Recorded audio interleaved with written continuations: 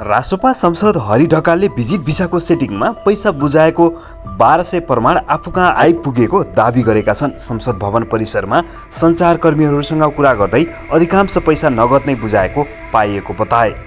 उनले पार्टीका सांसद सोभिता गौतम, मनिष झा, शिशिर खनाल र आफूले सामाजिक सञ्जालबाट प्रमाण माग्दा 12 भन्दा बढी सय बुझाएका प्रमाणहरू आएको बताए। उनले भने भिजिट भिसामा जानको लागि एयरपोर्ट बुझाउने एउटा रकम हुँदो रहेछ। हामीलाई दलालहरूलाई बुझाएको प्रमाण आएको छ। दलाललाई बुझाउने रकम पनि कुनै क्यासमा कुनै ब्याङ्क ट्रान्ज्याक्सन गरिएको छ र एयरपोर्टमा बुझाउँदा प्रायजसो नगदमा कारोबार भएको रहेछ। त्यसैले हामीले छानबिन आयोगको माग गरेका हौँ।